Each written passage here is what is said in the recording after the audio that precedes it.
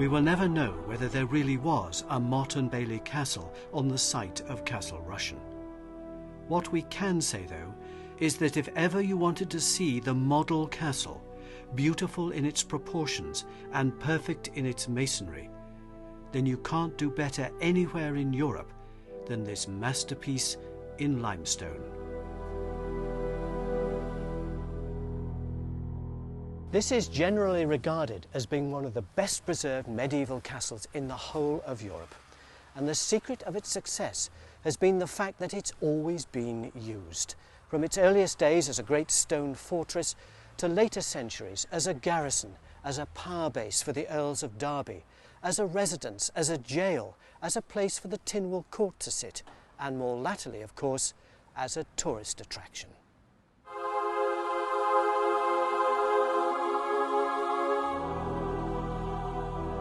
It might well have been built by the last of the Viking kings of Man, another Magnus, Magnus II. He's recorded as having died here in 1265, the first mention of this castle. And though it wouldn't have been quite as grand as it is today, its earliest form would have been very recognisable as the heart of the castle we now see. No town round about it, the sea providing the water for the moat, which is clearly visible. So why was it built? Good question. Let's just say that around the 13th century it was almost impossible to decide who was actually running the island. They didn't have elections every 5 years in those days, and the balance of power around the Irish Sea was constantly shifting, so that at any one time it would have been almost impossible to say who was actually in charge.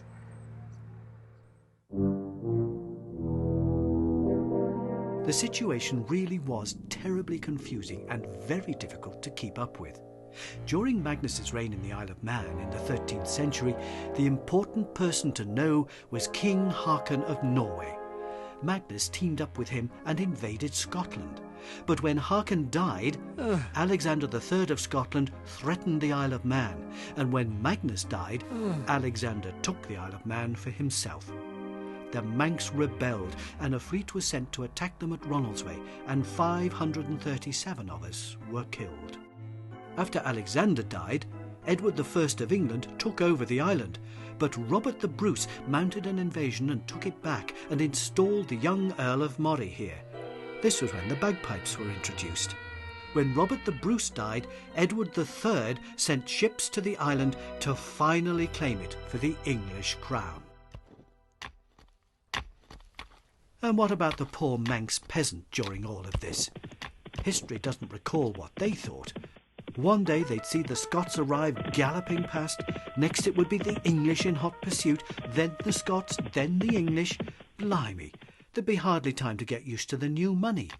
I doubt they cared who was in charge. During the next decades, various English earls and lords owned the island, which was in the gift of the English king.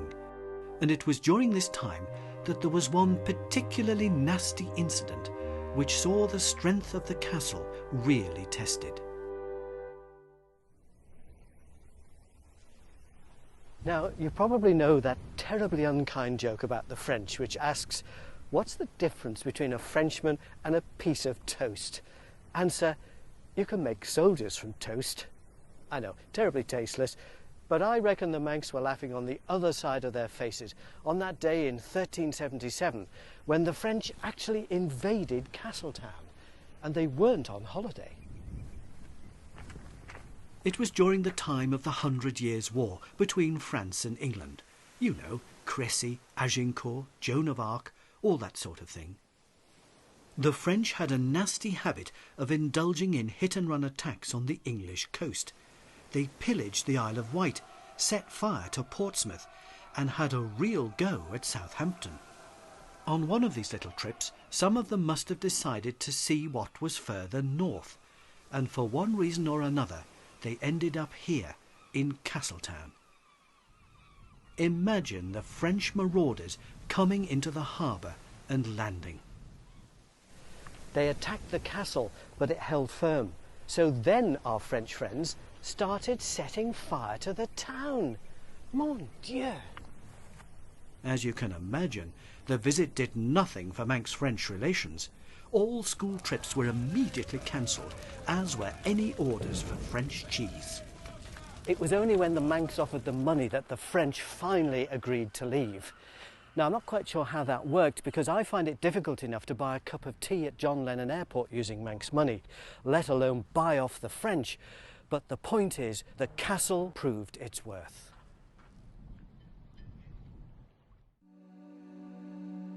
The great building has been extended and altered since its beginnings in the 13th century. In the late 14th century, the central keep was raised and extended. In the next century, the curtain wall was strengthened and towers were added. And in the 16th century, an outer protective wall was built to deflect cannon fire. It was now the symbol of power and administration on the island. Just an interesting aside, look here, the remains of render. Now, there's every reason to believe, in keeping with medieval tradition, that at one time the castle was entirely rendered and whitewashed. After all, the Tower of London in the 14th century was known as the White Tower for that very reason. Imagine then what the earliest parts of the castle would have looked like, clothed in white render.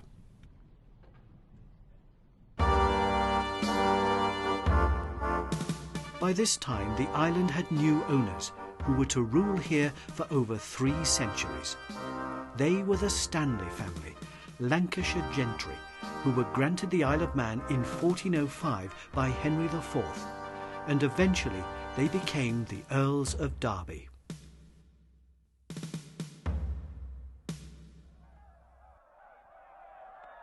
Here, in one of the rooms of the castle, tapestries show how this happened. The usual warring was going on in England, this time between the Yorkists and the Lancastrians. And at the Battle of Bosworth in 1485, Thomas Stanley was fighting for King Richard III. But when he saw things were going against the king, Thomas changed sides and started to support Henry Tudor, who thereby won the battle and became King Henry VII. It's great having friends, isn't it? Tradition has it that the king's crown was found under a bush, and in this tapestry, Thomas Stanley is picking it up and placing it on the head of the future king. For this act, he was created an earl.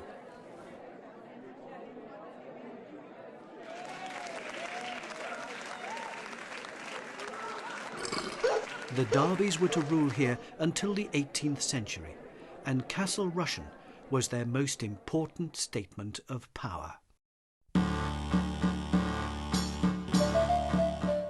These remarkably lifelike figures depict the visit of the second Earl of Derby to the island. Here he's seen dining with the Abbot of Rushen, the controller of the castle and the island's governor. Apparently the Earl dazzled the Manx with the number of his servants, the magnificence of his household, and the amount of gold that he wore around his person. We're so easily led, aren't we? Who was that awful man? I think he was local. Awful music.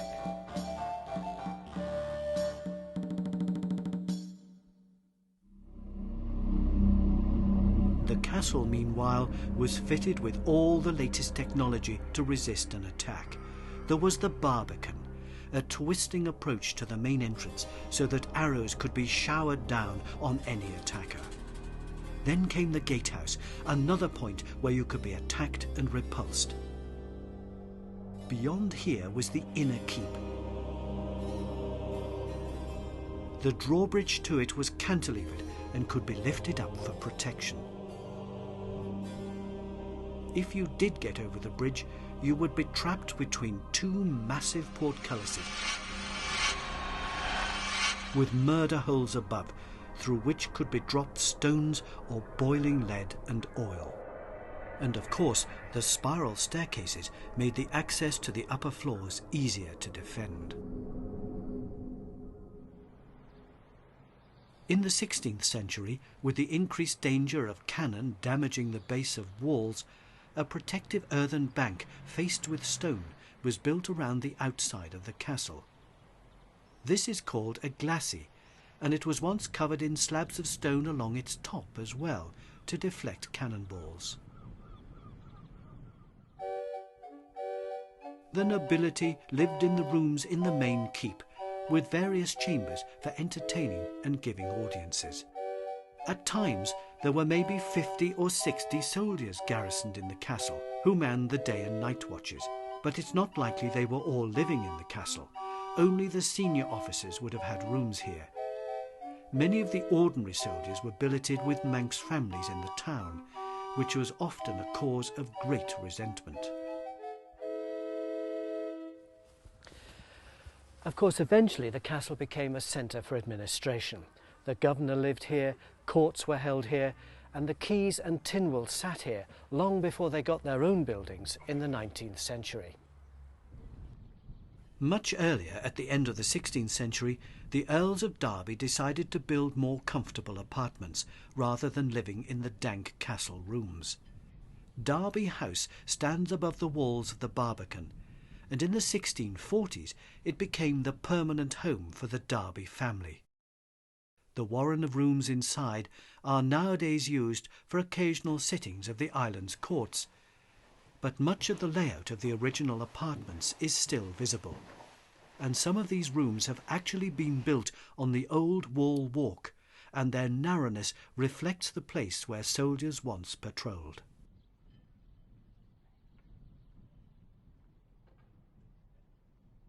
It was in these rooms that some of the greatest dramas the island has ever seen were played out. It was a time when the Manx were seriously threatened and the whole future of the Isle of Man hung by a thread. They were at it again across the water, another civil war, but this time it would intimately involve the Isle of Man. King Charles I and the Parliament had seriously fallen out. In fact, they arrested him, put him on trial and beheaded him. It was that serious. His supporters, the Royalists, were now at war with the parliamentarians, who were attempting to rule the country under the leadership of Oliver Cromwell, warts and all. Now, you might ask, what's all this got to do with the Isle of Man? Why should we care about what was going on over there? After all, there's no reciprocal health agreement to worry about in those days, and nobody went to England for a holiday anyway. Unfortunately, it wasn't as simple as that.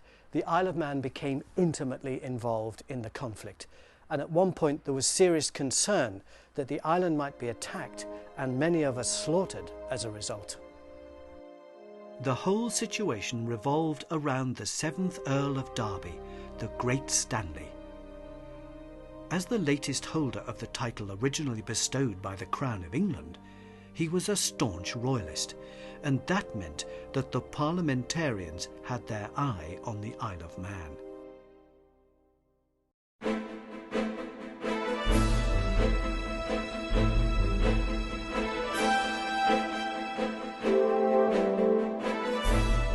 The Earl started fortifying the island. Around the coast, work commenced on cannon batteries and the building of new forts, as well as the strengthening of existing ones. On Fort Island, the small stone fort, originally built 100 years earlier, was renovated and strengthened with cannon pointing across the bay to protect the entrance to Derby Haven. An earthen battery with 2 cannons was also built on the island, and it appears in this print of 1643. Its outline was recorded in the 1868 Ordnance Survey map, and its remains are still just visible today from the air if you know where to look. All around the Isle of Man, cannon were ready to fire on any parliamentary ships that dared show their sails.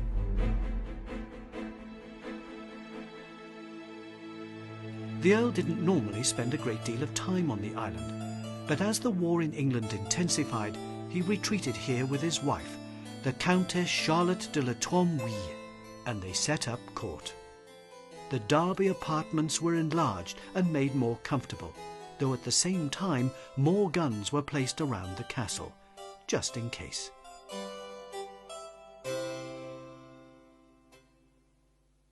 The Earl and Countess lived in considerable style here during those years. Whilst England was torn apart by war and strife, the Darbys entertained lavishly.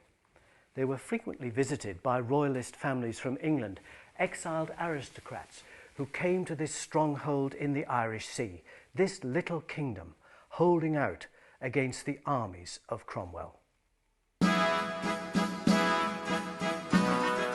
Their guests were entertained royally, all paid for out of Manx revenues, of course. And on one occasion, the clergy, the keys and the coroners and their wives were invited to a great masque where the ladies in their costumes were gloriously decked with silver and gold and most costly ornaments, bracelets on their hands, chains on their necks and crowns on their heads. After the masque, a feast was most royal and plentiful.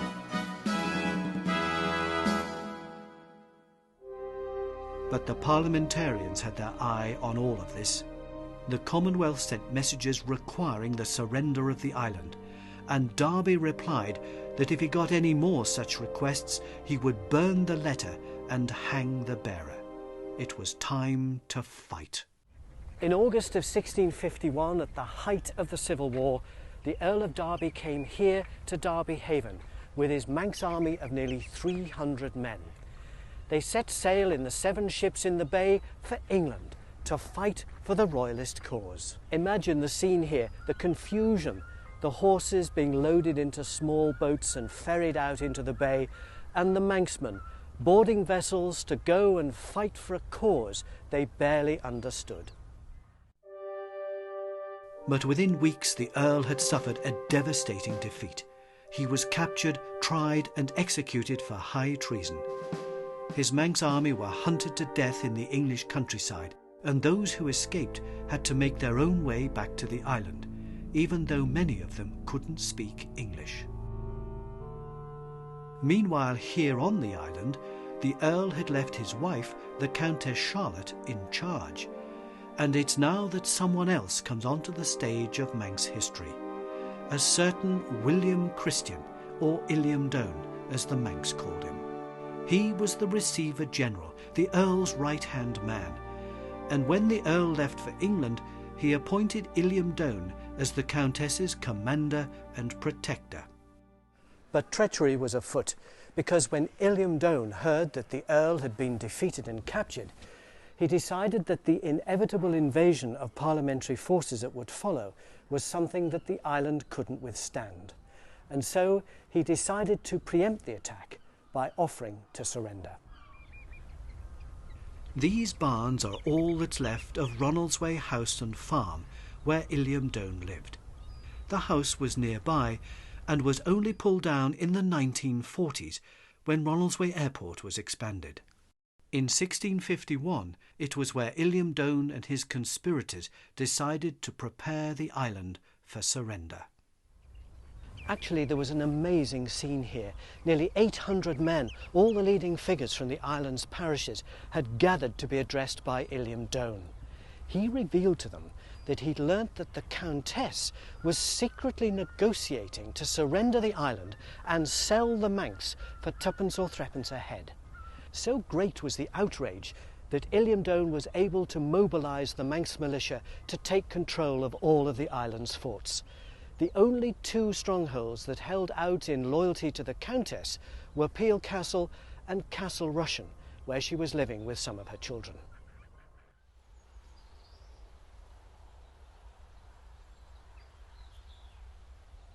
Most of the forts gave in without any problem, because many of their non-Manx soldiers had left the island with the Earl.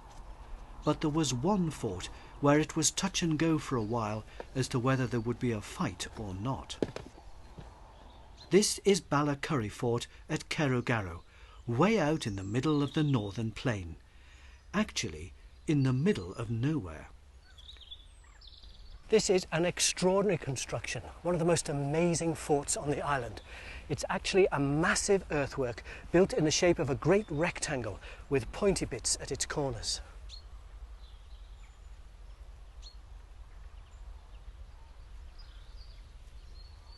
These corner bits actually provided greater protection because running around the top of the earthen bank would have been a wooden stockade, and if someone attacked the side of the fort down there, you could effectively fire on them from here, hitting them in the back.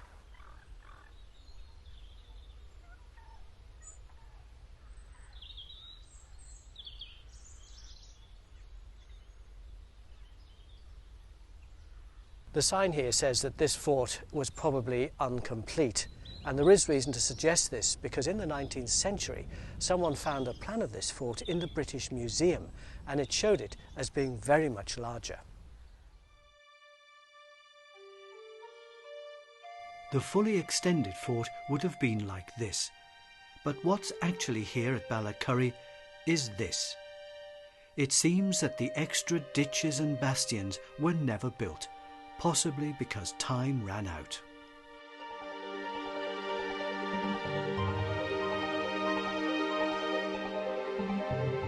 Looking at it from the air, you can see how beautifully symmetrical it is. This is a common plan for forts of this period, and no doubt the Earl had his best military people come from England to design it and lay it out.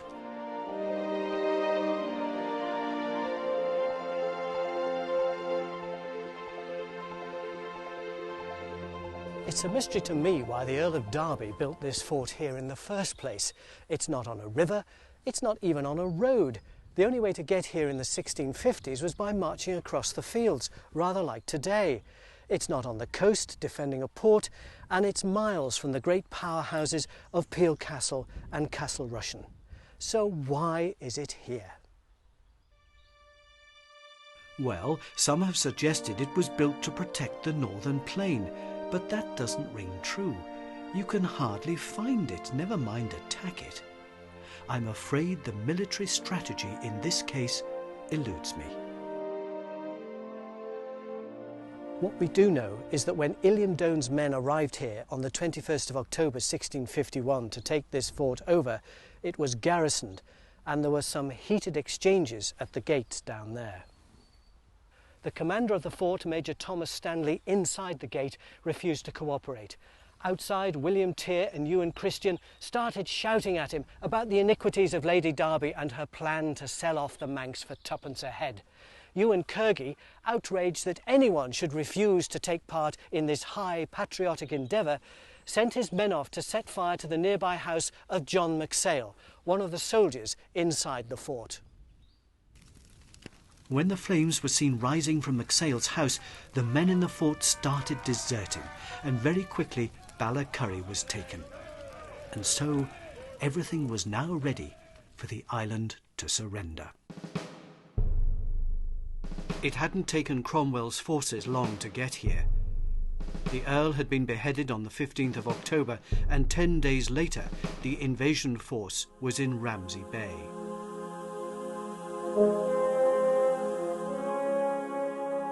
On the morning of the 26th of October, an historic day for the Isle of Man, the action moved to here, Milntown House, just outside Ramsey. Now, I'm pretty sure that Illiam Doane was actually born here. In 1608, the date of his birth, his parents were living here, and indeed his father, Ewan Christian, was the Northern Deemster, and he held his courts here at Milntown, the ancestral home of the Christian family. Of course, it didn't look anything like this in 1651. This Gothic front was added by a later Christian in the 1830s, but the original core of the house is still here, and the 17th century part is round the back. At about 6:30 on the morning of the 26th, 4 of Illiam Doane's team arrived here for breakfast with Deemster Christian and to talk strategy. Illiam Doane himself wasn't with them. He was running operations from his house at Ronaldsway. There was Illiam Doane's brother, there was the Attorney General, who was his son-in-law, there was his brother-in-law and another. This was a family affair. They probably went through that door there and had breakfast in the old kitchen.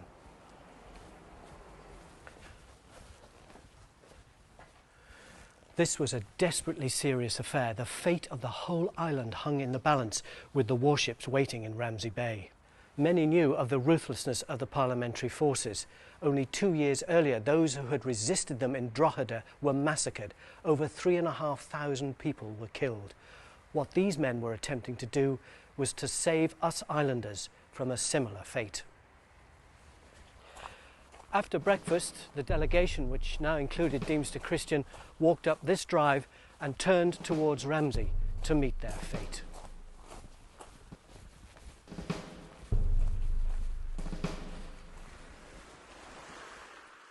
When they reached the beach here, they were astonished by what they saw, and so were the people of Ramsey.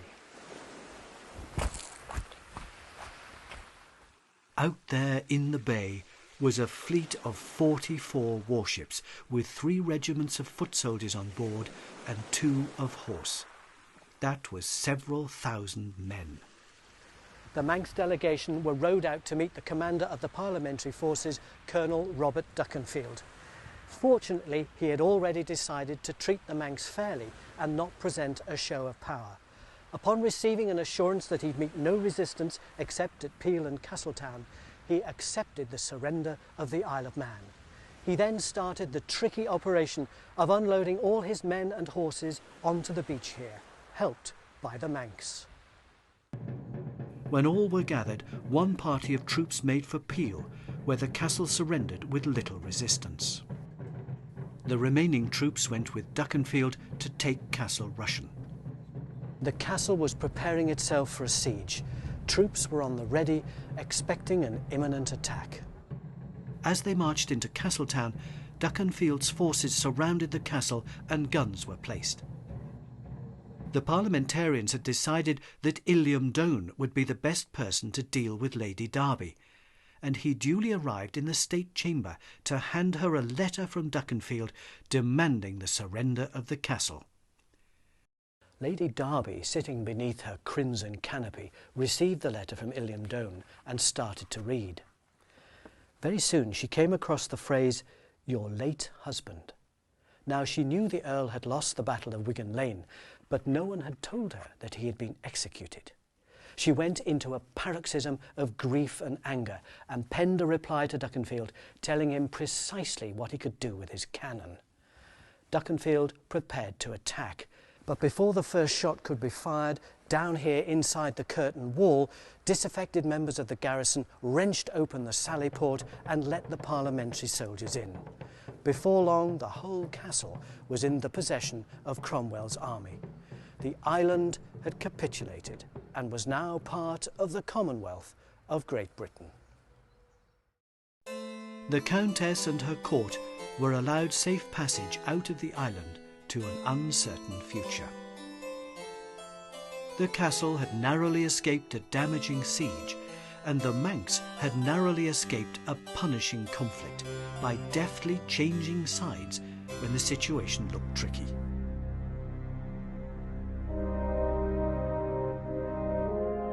It's ironic that almost 200 years earlier, the first Earl of Derby had also changed sides at the Battle of Bosworth, purely for his own advantage.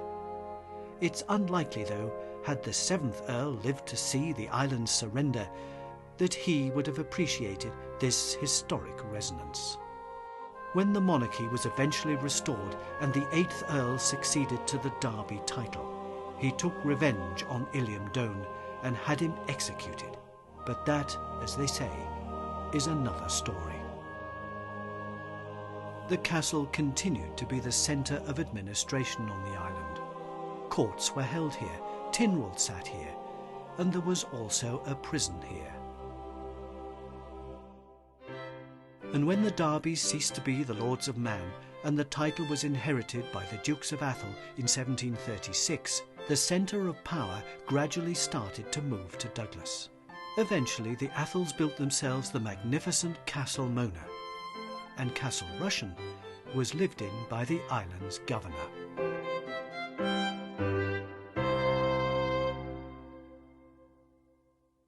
But for most of this period, from as far back as the 1760s, the castle served as the island's main prison. There was a prison at Peel Castle, and various other forts had jails as well, but the felons always ended up here, and the conditions were appalling.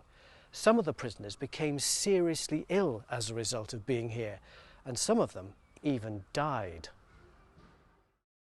Bizarrely, at the same time as being the island's main prison, the castle was being developed as a tourist attraction. In 1874, for example, when these rooms were full of prisoners, 13,000 adults and nearly 800 children came to visit. An idea of the conditions in some of the cells can still be seen today, and the various commissions looking into the state of the prison in the 19th century were less than impressed. The prisoners didn't even have separate beds, never mind separate cells, and by all accounts the bedclothing was filthy. And for a period, mentally ill patients were kept in amongst the ordinary prisoners. The cell windows had no glass in them, so it was freezing in here. The rules were strict, as you would expect, and they really did have gruel for breakfast. The diet for the rest of the week seemed to be based on pea soup, broth or scouse made from potatoes and beef. There was no fresh fruit. They were up at 6 a.m. between March and September and 7 a.m. for the rest of the year. They had to wash and comb their hair, sweep out their cells and empty their night pails before they were allowed any breakfast. On one of the walls you can see the scratchings of some prisoners who have seen sailing ships in the harbour and drawn them. It was a miserable place to be, and of course there was high drama here on the morning of the 1st of August 1872, when the last person to be executed on the island was hung out there in the castle grounds. John Kjaush from Solby was accused of murdering his father. He was imprisoned up there, he was tried in the court back there, and he was executed here in the debtor's yard. The Manx press went to town on this one. An artist's impression was accompanied by a description which said that his was the face of a murderer, lustful, cruel, cunning. The receding forehead, the animal propensities being fully developed. A bad face and head, which God forbid we should have many more in the Isle of Man.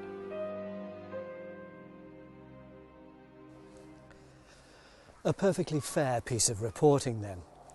When he was sentenced to hang, the Home Office refused any pleas for clemency, so the authorities set about the preparations. Problem was that the old gallows, which hadn't been used for years, was rotten, and no carpenter could be found who would agree to rebuild it. The coroners and the captains of the parishes refused to attend, and they had to be brought here by court order. And finally, no one could be found on the Isle of Man who could do the actual execution. In the end, the government had to bring over the infamous William Calcraft, the 72-year-old British hangman, who was notorious. He famously used a short drop, which often meant that the poor victims took several minutes to die of strangulation. When he arrived in Douglas, he was spotted getting off the steamer and jeered and booed by a gathering crowd. And when it came to Kjaush's moment on the gallows, it was reported that the prisoner had to assist the infirm old hangman with getting the rope over his head. Kjaush was recorded as being the calmest person there. The bell tolled, and a black flag flew at half-mast to indicate the deed was done.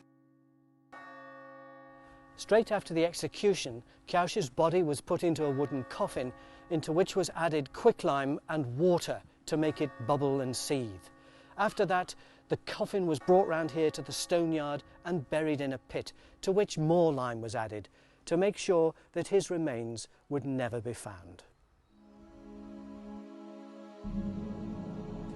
Since those dark days, the castle has been thoroughly restored and is now, as one of the best preserved medieval castles in Europe, a major tourist attraction and a potent reminder of the earls and countesses, the kings and commoners, the murderers, the politicians, the soldiers and the ordinary people who have walked the stage of Manx history over the past 900 years.